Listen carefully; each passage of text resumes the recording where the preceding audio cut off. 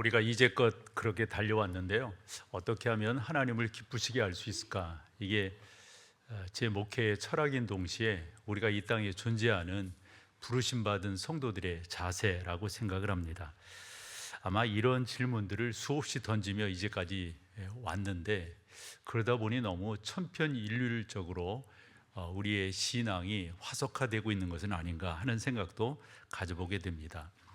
어떤 분은 이런 말씀을 하시더라고요. 뭐 신앙생활 다른 거 있어. 성경에서 하지 말라는 거 하지 않고 하라는 거 하면 되는 거 아니야?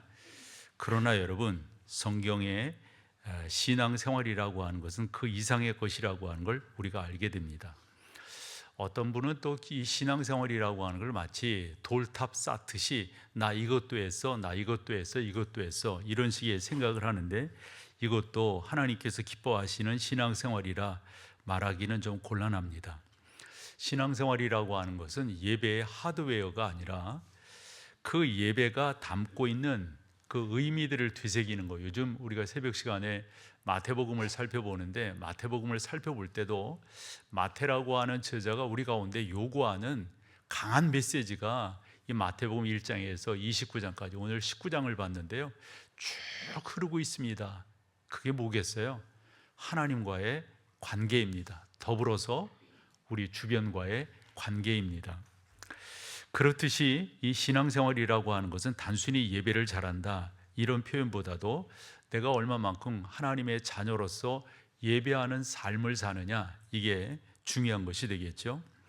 우리가 성경을 보면은 그런 표현들이 제가 헤아려 보기에는 30번 이상 나오는데요. 나는 너희 중에 행하여 너희 하나님이 되고 너희는 내 백성이 될 것이다 라고 하는 이 레위기 26장 12절 말씀, 이 말씀을 이렇게 쭉 보면요, 다른 게 아닙니다. 하나님은 우리의 창조주이시고 우리는 그의 피조물로서 이 땅에 존재한다. 그래서 하나님이 하나님 되시고 우리는 그의 백성이 된다고 하는 이 분명한 깨달음이 우리 가운데 있다고 한다면 그건 되는 거 아니겠어요? 성경을 보면 또 이런 표현을 하죠. 내가 거룩하니 너희도 거룩하라. 뭔 말이에요, 여러분? 우리가 그분의 피조물로서 창세기 1장 26절에 있는 말씀을 근거로 본다면 우리는 하나님의 작품이다 하는 겁니다. 그래서 그분의 목적한 대로 우리가 이 땅을 살아야 되는데, 죄가 들어와서 그런 삶을 살지 못하게 됐잖아요. 그런데 하나님의 부르심 가운데 인류 역사 가운데 그 사람들이 있었습니다. 그 사람들은 어떤 삶을 살았단 말입니까? 오늘 본문 히브리서 11장 6절 말씀대로 어떻게 해요? 믿음으로 산 겁니다. 믿음으로 여러분 다른 무엇보다도 하나님을 기쁘시게 하는 것, 이게 참 중요합니다. 그럼 또 질문을 던져보게 돼요. 믿음이 없이는 하나님을 기쁘시게 못한다고 그랬는데, 그럼 믿음으로 산다고 하는 게 뭔가? 이런 질문 앞에 흔히들 예로 드는 게 다이아몬드의 예를 듭니다. 다이아몬드가 저렇게 반짝반짝 정말 찬란하게 빛나는 것은 여러 면을 갖고 있기 때문에 그렇다 하는 거예요. 믿음은 이거야. 한 줄로 요약하기보다도 믿음은 이런 경우의 수를 갖고 있어. 저는 오늘 그렇게 여러분들에게 이 다이아몬드가 가지고 있는 많은 면 중에 오늘 6개의 면을 여러분들에게 소개를 하면서 우리의 믿음은 어떠한 믿음일 때 하나님이 기뻐하시는 믿음일까라는 것을 설명드리며 함께 은혜를 나누고, 이제껏 우리 믿음의 선대들로부터 지금까지 교회가 잘 세워져 왔는데 앞으로도 우리 또한 교회를 잘 세워 믿음의 후배들에게, 우리의 자녀 세대에게 교회를 물려주고 싶은 거죠. 그렇게 볼 때 믿음이라고 하는 게 뭔가 보면 히브리서 11장에 쭉 나와 있습니다. 그 사람은 믿음으로, 그 사람은 믿음으로, 믿음으로, 그 사람은 믿음으로, 이렇게 살펴보게 된다면 그 믿음이라고 하는 단면들을 살펴볼 수가 있는데요, 그 중에 하나가 오늘 1절에 나와 있습니다. 그 1절을 보면 한마디로 보지 못할 때도 믿는 겁니다. 믿음은 바라는 것들의 실상이요 보지 않는 것들의, 여러분 실상이 되고 증거가 되는 것, 보지 않을 때도 못할 때에도 않지만 우리가 믿고 나아가면 그런 역사가 이루어지게 된다 하는 거예요. 어떤 이들은 보여주면 믿겠다 그러는데요, 그것만큼 무식한 게 어디 있어요? 하나님께서는 이렇게 말씀하시는 거예요. 내가 보기 위해서 믿어야 한다. 보여주면 믿겠다가 아니라 보기를 원하느냐? 믿어라. 이 말씀을 우리 가운데 해주고 계신 거죠. 우리 교회도 이 교회를 이제 12년 전에 설계를 하고 지을 때 우리 귀한 장로님들이 설계를 해놓고 설계를 좀 더 분명하게 하기 위해서 거의 1년 남짓 설계를 검토했습니다. 그때 원칙이 하나 있었더랬어요. 우리는 설계를 분명하게 하고 그 설계에 맞게끔 공사를 한다. 근데 여러분, 그렇게 설계를 아주 세심하게 또 살피고 이래서 설계를 할 때 이런 교회가 세워지겠구나 라는 게 보이더라고요. 저는 그래서 이 땅을 팔 때도 맨 밑에까지 내려가 봤고 또 하나하나 올라갈 때도 매일 올라갔다 내려갔다 하면서 이 교회가 지어지는 걸 볼 수가 있었어요. 말인즉슨 설계를 하면 교회 건물이 보여지는 거예요. 조각하는 사람이 큰 돌덩이를 갖고 그의 정을 내리칠 때 그 조각가는 그가 무엇을 조각하려고 하는지를 보고 그렇게 내려치고 있는 거란 말씀이죠. 여러분, 확신이라고 하는 게 그런 말 아닐까요? 뭔가 이루어지기를 어렴풋하게 하면서 하는 사람이 뭔가를 이룰 수 있을까요? 그건 이룰 수 없다고 저는 생각을 합니다. 그러나 이루어질 것을 분명하게 믿고 하나님의 은혜를 구하며 나아가면 주께서 그 가운데 역사하시는데, 이런 경우는 있어요. 처음에 저도 이 교회에서 목회를 할 때 지금의 이런 교회가 될 것이라고 하는 거 죄송하지만 거기까지 생각을 못 했더랬어요. 특별히 교회가 세워지고 또 교회가 나름대로 덩치도 이렇게 커지면서 우리 교회는 어떤 교회가 되어야 할까? 사실은 저는 그것보다도 더 중심을 두었던 것은 우리 교회는 어떠한 믿음을 가져야 될 것인가? 우리 교회에 출석하는 성도들은 어떻게 하나님을 기쁘시게 하는 성도들이 되어야 할 것인가? 여기에 초점을 맞추며 이제까지 왔단 말씀이죠. 그러다가 하나의 장벽을 만났다면 코로나19였습니다. 코로나19가 왔을 때 이제까지 쭉 올라오던 교회가 푹 2년여 정도를 잘 모이지도 못했더랬잖아요. 그때 내심 염려 아닌 염려, 걱정 아닌 걱정이 오더라고요. 어떻게 되어질 것인가? 앞으로 교회는 어떠한 모습일 것인가? 적지 않게 그러면 하나님 앞에 기도할 때 하나님께서 나름대로 주신 믿음이 있었습니다. 보여주신 게 있었어요. 그것을 믿고 굳굳하게 왔습니다. 분명한 것은 하나님께서 우리 가운데 꿈을 주시고 그 꿈을 이루어 가시는 분이시더라 하는 겁니다. 조금 있다가도 말씀을 드리겠지만 하나님께서 부르시는 사람들을 다 보면 하나님께서 그들에게 처음부터 뭔가를 이렇게 떡떡떡 해주신 게 하나도 없습니다. 하나님께서 어떤 사람을 부르셨으면 그 사람을 설득하십니다. 그 사람에게 하나님의 꿈을 불어넣으십니다. 그 대표적인 사람들을 우리가 살펴보게 될 터인데, 하나님은 그렇습니다. 길을 만들어 가시는 분이고 하나님은 기적을 이루시는 분이고 하나님은 우리 가운데 약속을 이루어 가시는 분이라고 하는 사실을 깨닫게 됩니다.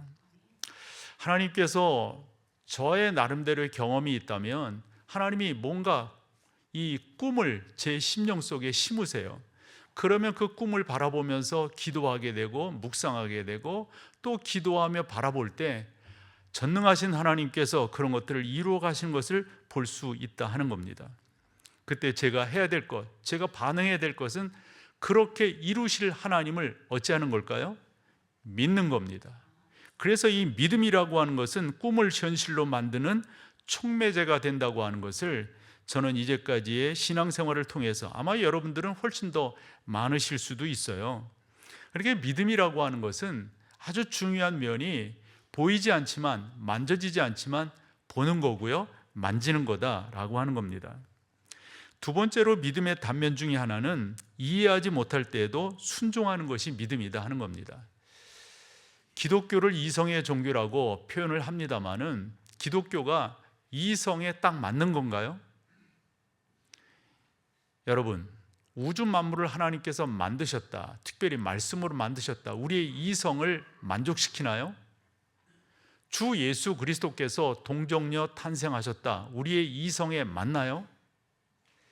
그런 면에서 보면 역설적으로 기독교는 이성의 종교가 아닌 거예요. 맞아요, 여러분. 이해하지 못할 게 많아요.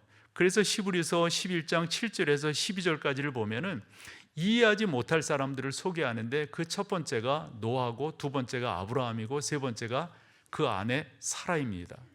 여러분, 첫 번째로 보게 될 이 노아 같은 경우도 그는 있잖아요, 홍수를 경험 못했어요. 비를 몰라요. 배를 본 적이 없어요.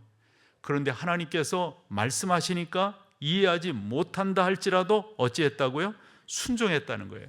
저 7절을 보면 하이라이트한 두 단어가, 그 문장이 중요하죠. 믿음으로 노아는 아직 뭐죠? 보이지 않는 일에 하나님께서 명령하시면 그것이 200여 년이 지나는 거잖아요. 그럼에도 불구하고 하나님의 명령을 좇아서 마치 본 사람처럼, 마치 경험한 사람처럼, 마치 체험한 사람처럼 그 일을 진행해 나갔다.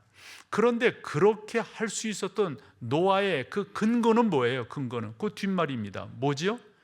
경외입니다. 경외. 누구를요? 하나님을 믿은 거예요. 믿는다라고 하는 것은 그 하나님을 신뢰한다는 거잖아요.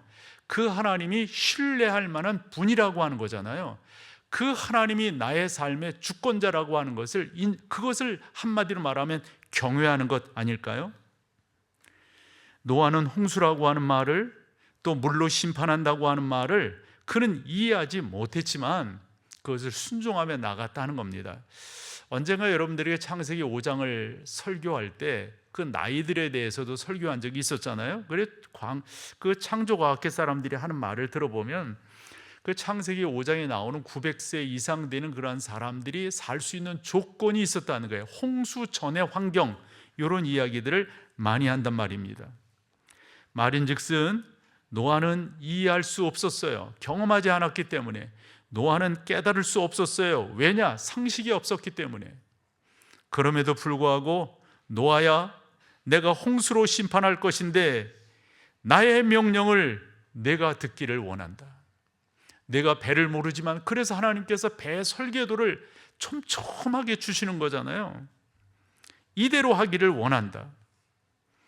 노아는 아마 그랬을지도 몰라요. 하나님, 저 비가 뭔지 모르는데요, 홍수가 뭔지 모르는데요, 배가 뭔지 모르는데요, 이렇게 물었을지도 몰라요. 하나님은 그렇게 또 말씀하셨을 거예요. 노아야, 내가 모르는지는 몰라도 내가 그 일을 행할 것이란다. 나는 내가 배를 바다에 만드는 것이 아니라 산 꼭대기에 짓기를 원한다 라고 말씀하셨어요. 우리가 어렸을 때 하는 찬양들이 있었잖아요. 노아 할아버지 배를 만든다. 어디에다가? 산 꼭대기에다가. 그 아들들이 창피하다고 말했을 수도 있잖아요. 너희 아버지는 어떻게 해서 배를 산 꼭대기에 만드느냐?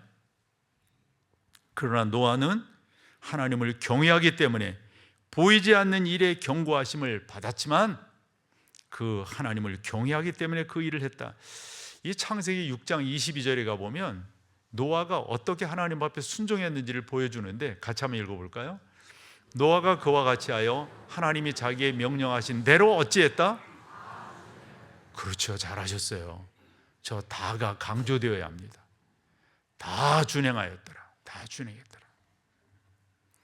우리는 이해하지 못하면, 내가 깨닫지 못하면 안 한다, 못한다, 뭐 갖가지 변명들이 많잖아요. 그래요, 여러분. 이해하지 못할 때도 순종하는 거예요. 그 또 한 사람이 아브라함입니다. 아브라함의 고향은 갈대아 우르입니다. 여러분들이 지도를 놓고 보신다면 메소포타미아 하구입니다. 풍요로운 땅이었을 거예요. 그곳은 그 당시에 문화와 문명을 꽃피우고 있었던 곳입니다. 아니, 세상 말로 사람은 나서 서울로, 말은 제주로 보낸다, 이런 표현이 있잖아요.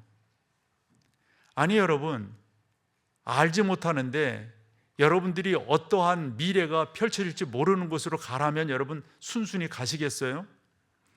나이도 75이에요, 여러분. 남자들 군대에 있을 때 그런 말 하거든요. 제대 말년에는 떨어지는 낙엽도 조심하라고. 이때 조심해야 될 나이 아니에요? 75이면 뭔가 새로운 것을 시도할 나이는 아니잖아요. 성경학자들은 그런 말을 해요. 그 당시에 갈대 우르에 살던 이 아브라함은 사회적 지위와 안정감 있는 삶을 살고 있었을 것이다. 이런 아브라함에게 하나님께서 떠나라고 하시는 거예요. 히브리서 11장 8절을 우리 다 같이 한번 읽어보겠습니다. 같이 읽어보죠. 믿음으로 아브라함은 부르심을 받을 때 순종하여 장래 유업으로 받을 땅에 나아갈새 더더욱 힘든 것 중에 하나가 갈 바를 알지 못하고 해요. 여러분, 이거 쉬운 거 아니잖아요. 그래 뭐 어디 있다 뭐가 보여지고 말해요. 거기 가면 이런 일이 있을 거야, 거기 가면 이런 일이 있을 거야. 창세기 12장을 읽어보면요, 4절에서 중요한 단어를 하나 발견하게 됩니다. 마침내예요. 마침내 아브라함이 가나안 땅에 이르는 거예요. 여러분, 그 마침내라고 하는 단어를 성경학자들이 어떻게 설명하는 줄 아세요? 어떤 때는 밀고 어떤 때는 앞에서 끌고 아브라함을 그것까지 왜? 하나님 뭐예요 이게? 저 이해할 수 없어요. 이게 뭔데요? 어떤 건데요? 그러나 그 가운데서도 아브라함은 순종함으로 나아갔다라고 하는 겁니다. 사랑하는 여러분, 저는 우리 교회가 그런 믿음을 갖기를 소망하고요, 목사인 저도 어떤 때 이해하지 못하지만 그런 상황이지만 그런 때에도 순종하며 나가는 그러한 믿음 우리 가운데 있기를 소망하는 거죠. 대개 사람들은 조건적일 때가 많아요. 이렇게 해주시면 제가 순종할게요. 이렇게 보여주시면, 이렇게 역사하시면 제가 그때 드릴게요. 이런 식의 이야기가 우리 가운데는 많습니다. 하나님, 저 이렇게 순종할 건데요, 이렇게 헌신할 건데요, 이렇게 따를 건데요, 제 삶을 보장해 주셔야 돼요. 저는 창세기 22장을 읽으면서 아브라함이 어떻게 자기 아들 이삭을 모리아산으로 끌고 가서 빨개 벗겨가지고 그를 칼로 찌르고 베고 모든 내장을 걷어내는 번제로 드릴 수 있었는데 그걸 어떻게 할 수 있어요? 어떻게? 저는 전날 밤이라고 생각해요. 하나님께서 아브라함을 찾아오셔서, 성경은 침묵하고 있지만 아브라함이 새벽 일찍 나무짐을 지고 아들 불을 준비해서 가는 모습을 보면 전날 밤 하나님의 신방을 받았다라고 저는 믿어요. 아브라함에게 이렇게 말씀하셨다고 믿어요. 아브라함, 힘들지? 그런데 아브라함, 내가 이렇게 해주기를 바라는 것은 사실은 말이야, 이삭은 내가 이 다음에 십자가에서 죽게 할 내 아들과 같은 거야. 그 형상을 내가 너를 통해서 먼저 보여주고 싶어. 아브라함은 그런 말을 하잖아요. 아들이 물었어요. 아버지, 다 준비는 됐는데 바칠 양은 어디 있는 거예요? 뭐라 하던가요, 아브라함이? 그거 하나님께서 준비하실 것이다. 그럼 아브라함이 믿음이 좋아서 그렇게 말을 했을까요? 저는 그 말 속에 두 가지가 함축되어져 있다고 믿어요. 하나님께서 당신의 아들을 그렇게 죽일 것이다 라고 하신 말씀이 그 안에 들어있고, 또 하나는 하나님께서 또 말씀하셨으리라고 믿어요. 아브라함, 염려 말아라. 내가 나에게 바칠 양을 준비할 거다. 우리 그것을 보게 되잖아요. 준비한 것을. 사랑하는 여러분, 이게 믿음인 거예요. 요즘은 너무 조건적인 게 많아요. 그렇게 주실 때 제가 순종할 거예요. 그걸 이루어 주신다고 약속하시면 제가 순종할게요. 노아는 그러지 않았어요. 아브라함도 그러지 않았어요. 사라도 마찬가지예요. 이해할 수는 없지만 순종하며 나아가는 것, 이게 무엇보다도 중요한 거죠. 사랑하는 여러분, 성경을 이렇게 읽으면서 깨닫게 되는 것은, 성경은 다 한결같이 어떤 사람이 등장했어요? 어떤 사건이 일어났어요? 어떤 과정이 있어요? 그거 뭐예요? 다 나를 훈련시키는 거더라고요. 이 사람을 통해서 나를 살펴보게 하고, 이 사람을 통해서 나의 지난 시간들을 반추해보게 하고, 그 사건을 통해서 내가 가야 할 삶의 자세, 신앙의 자세를 더더욱 갖추게 하더라 하는 겁니다. 사랑하는 여러분, 순종하면 복을 받고요, 불순종하면 화가 된다고 하는 거 우리가 성경을 통해서 깨닫게 되잖아요. 어느 분이 헤아렸더라고요. 신약 성경을 살펴보았을 때 1050개의 하나님의 명령이 있다, 이렇게 되어져 있어요. 한두 개가 아니라 1050개의 명령. 그러면 그 명령을 하시는 하나님은 그냥 우리 골탕 먹이려고 명령하시는 걸까요? 그런 하나님이 아닌 거 우리 알잖아요. 하나님이 뭔가를 명령하실 때는 우리 믿거든요. 저 또한 그렇게 왔고요, 어떤 일들이 있을 때는 아 그렇구나, 이거 넘어가면, 이거 지나고 나면 하나님께서 내가 생각지도 못했던 것들을 주신다, 그걸 경험적으로 알거든요. 그렇기 때문에 이해할 수 없을 때라도 어찌한다? 믿고 나가는 게 믿음이다 하는 겁니다. 세 번째로는 내게 없을지라도 드리는 것. 저는 그래서 참 성경학자들의 성경 연구가 중요한 거예요. 저희가 그런 거 보기에 금방 깨달을 수가 없지만은 성경학자들이 연구한 것을 이렇게 보면 아 이런 의미를 담고 있구나 이게. 그래서 저도 그런 생각이 들었거든요. 왜 히브리서 11장을 믿음의 영웅들을 소개하면서 아담이 아닌가? 제일 먼저 등장하는 사람이 누굽니까? 아벨이에요. 아벨. 여러분 4절 한번 읽어보실래요? 4절. 믿음으로 아벨은 가인보다 더 나은 제사를 하나님께 드림으로 의로운 자라 하는 증거를, 여기까지만 읽어보죠. 그리고 성경은 보여줘 보세요. 그러면 여기에서 아벨은 가인보다 더 나은 제사를 하나님께 드렸다 할 때 더 나은 제사는 뭘까요? 어떤 사람이 우스갯소리인지 뭔 말인지 잘 모르겠지만 왜 하나님은 이렇게 고기를 잡고 드리라고 하시나요? 고기가 잡수시고 싶으신가? 여러분 하나님 앞에 그런 농담하면 안 된다고요. 그런 농담. 무슨 말을 하려고 하는지는 알겠지만 여러분, 만약 가인이 그가 농사 짓는 사람이라 치자고요. 그래서 농사한 거 드렸어요. 그 하나님이 안 받으셨을까요? 지금 성경이 우리 가운데 말씀하시려고 하는 더 나은 제사라고 하는 건 뭐예요? 더 나은 제사는, 저는 그것이 창세기 3장으로 바로 창세기 4장 가인과 아벨 사건인데 그 앞으로 넘어간다고 생각해요.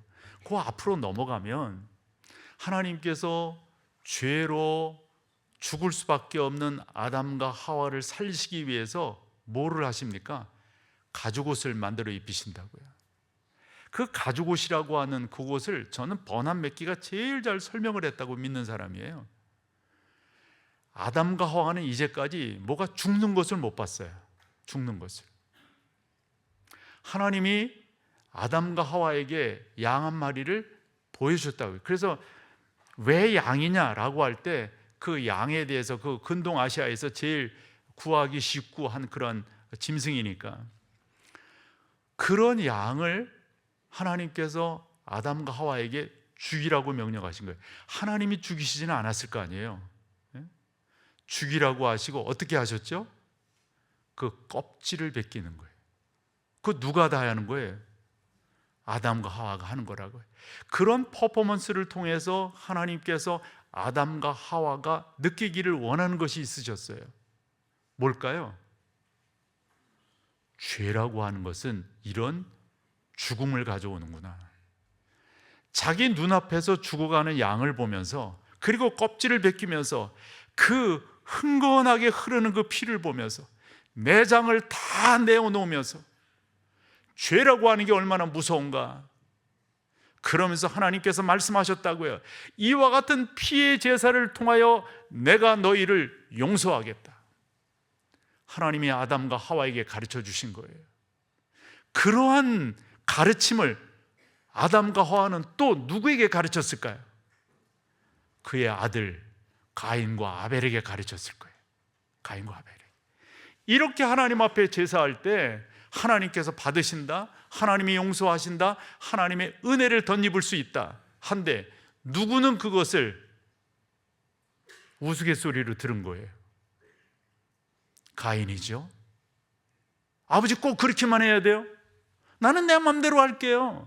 나는 농사 짓는 사람이니까 나는 이런 식으로. 그러므로 아벨이 제일 먼저 소개되면서 우리 가운데 주려고 하는 메시지는 어떻게 드리면 뭐 바쳤느냐, 뭘 많이 했느냐, 이런 게 중요한 것이 아니라 자세를 이야기하고 있어요. 자세를. 더 나은 제사라고 하는 것은 무엇을 드렸느냐보다 더 중요한 거예요. 어떤 자세로 드렸느냐. 많고 적임이 아니에요. 우리 하나님은 그렇지 못한 사람들에게는 비둘기를 바치게 하셨어요. 그 비둘기도 구하기 힘든 사람에게는 산비둘기, 날아다니는 비둘기는 잡을 수 있지 않냐. 어떠세요, 여러분? 나는 뭐 없다고요? 나는 재주도 없고 뭐도 없고 뭐도 없고. 여러분, 그럴지라도 하나님 앞에 드리기를 기뻐한다면 자꾸 우리는 이성적 판단을 하기가 쉬워요. 이렇게 해야 되지 않느냐. 하나님 뭐 그런 걸 원하시면 뭐 주셨어야 뭘 바치든지 말든지 하죠. 제발 그렇게 하시지 말라고요. 저는 우리 교회가 정말 그런 믿음 가운데 좀 더 분명하게 세워지기를 소망해요. 요즘 계속 말씀드리는데 사람들을 만나는 일들을 계속 하잖아요. 지난 주간에, 이번 주간이었죠. 이렇게 사람들을 만났는데 무슨 목회적 이야기를 하다가 제가 이런 이야기를 툭 던졌어. 나는 하지 않는 게 많아요. 이래버렸네. 궁금할 거 아니에요. 뭐를 하지 않기에 저 김 목사는 저렇게 말을 하는가. 그때 제가 몇 가지 하지 않는 것에 대해서 이야기를 했어요. 그 중에 하나가 오늘 설교의 맥락으로 예로 하나 든다면 나는 헌금을 위해서 특별히 내가 기도하지 않습니다. 다 목사들이 그 기도하잖아요. 근데 나는 그거 안 한다. 여러분 왜 안 하는지 아시잖아요. 내가 이거 놓고 특별히 예전에는 봉투 하나씩 하면서 홍길동이 다 그러면 뭐가 됩니까? 그거 왜 하는 거예요, 그거? 난 지금도 내가 참 속상하게 생각하는 것 중에 하나가, 그래서 우리 교회가 교회를 지을 때 작정헌금 하지 말자고 했던 게, 먼저 집회하면서 그런 거 하지 말자고 했던 게 그런 의도였었어요. 어릴 때 내 보면 나도 이제까지 교육자 생활하면서 그 수십 년간 교회 짓는 일 이제까지 했잖아요. 이제까지. 그때 보면 먼저 작정한다고요. 그때 부흥 강사가 와가지고 이런다고요. 1억 할 사람 다 눈 감아요. 다 눈 감아. 자, 일어나세요. 그럼 난 교육자님 뒤에 있었잖아요. 한 사람도 안 일어났는데 그렇게 뻥을 쳐. 지금 2사람이 일어나셨는데 이거 사기 아니에요. 죄송하지만 교회가 그래서 되겠어요. 교회가. 자, 이번엔 5천. 아유, 이번에 좀 많이 일어나셨는데 별로 없어. 여러분, 이게 신앙이냐고요. 이게 왜 우리가 살아계신 하나님을 그렇게 경홀히 여기냐고요. 우리가 하나님 앞에서 진솔해야 되는 거 아닐까요? 그 전능하신 아버지 앞에서 우리가 옳게 나가야 되는 것 아닐까요? 저는 양심상 그런 거, 그래 내가 안수 안 하고 그런다고 하는 것도 그런 거 아니에요. 내가 뭔데? 나 한 마리 하나님 앞에서 양에 지나지 않아요. 적어도 우리 교회는 목사가 매개체가 되어서 하나님을 만나는 그런 교회 아니어야 된다네. 아니어야 된다. 적어도 우리 건강한 목동제일교회는 목사가 필요치 않는 그런 교회가 되는 것, 이게 정말 중요한 거라고요. 그러면 나 어떻게 해? 뭔 말 하려는지 아시겠죠? 뭔 말 하려는지.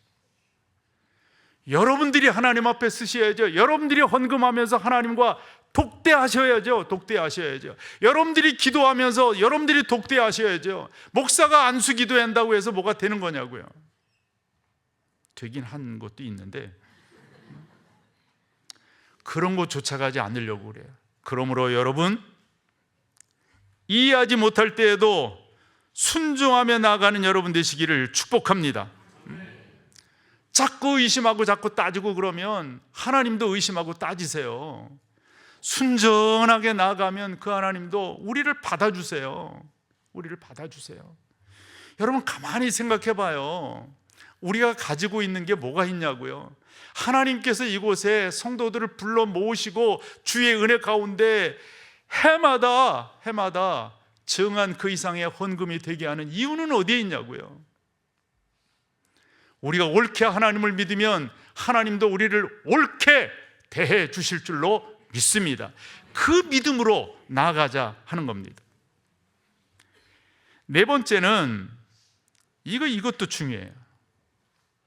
사람들은 자꾸 느낌을 이야기해. 느낌. 그런 어떤 뜨끈뜨끈함이 나한테 있었다. 그런 감동. 그게 필요 없는 것은 아니지만, 죄송하지만 그런 게 없을지라도 인내하며 나가는 게 믿음인 거예요. 여러분, 그런 믿음을 가져야만 돼요.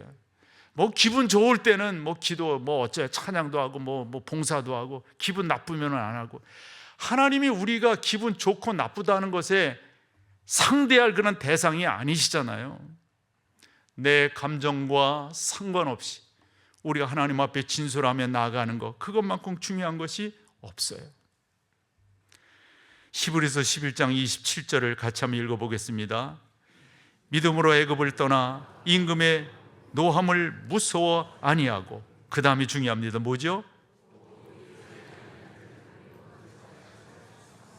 아멘.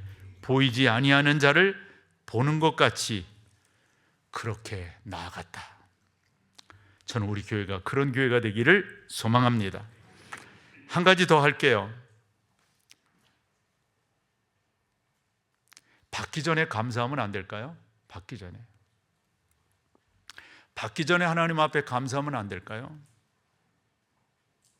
우리가 그런 자세로 나아가는 게 무엇보다도 중요합니다.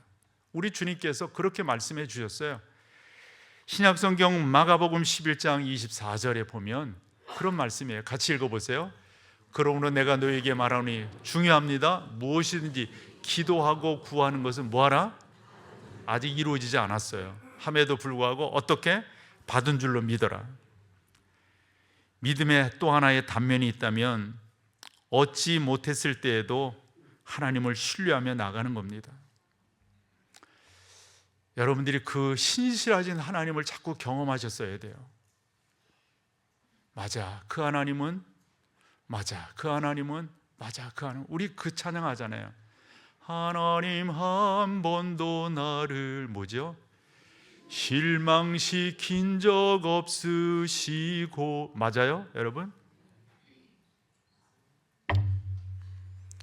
하나님이 우리를 실망시키셨어요? 우리가 하나님을 실망시켰어요? 하나님은 한 번도 우리를 실망시키신 적이 없으십니다. 저는 그 은혜가 커요.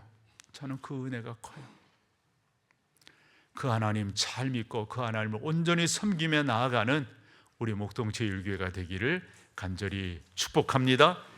자리에 다 같이 일어서셔서 마지막 찬양으로 나갑니다.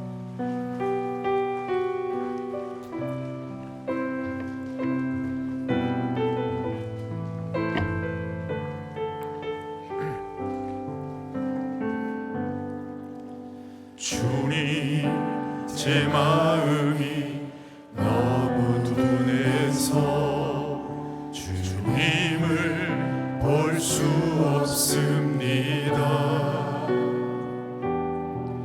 이 땅에 속하여 이 땅만 보다가 주님 손을 놓쳤습니다. 나그네로 왔는데 왜 주저앉게 되었나. 나는 정직이인데 언제부터 내 삶의 주인이 되어버렸나.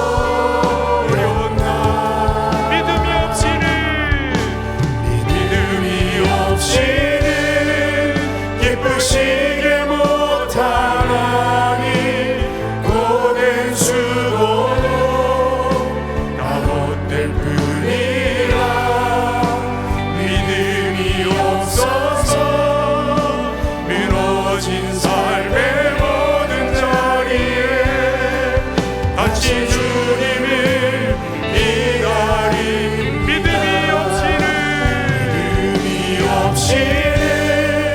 기쁘시게 못하나니 주를 찾는 자 반드시 만나리.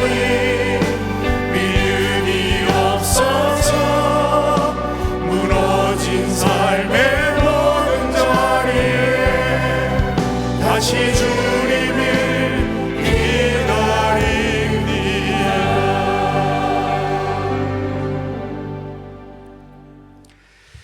믿음이 없이는 하나님을 기쁘시게 못한다고 했습니다. 하나님, 귀한 믿음을 갖고 승리하는 하나님의 사람들 다 될 수 있도록 인도하여 주시옵소서. 우리 주 예수 그리스도의 놀라우신 은혜와 아버지 하나님의 그 크신 사랑하심과 성령 하나님의 인도하심이 믿음으로 승리하기를 소망하는 모든 사랑하는 성도들 가운데 이제로부터 영원토록 함께 계실지어다. 아멘. 아멘.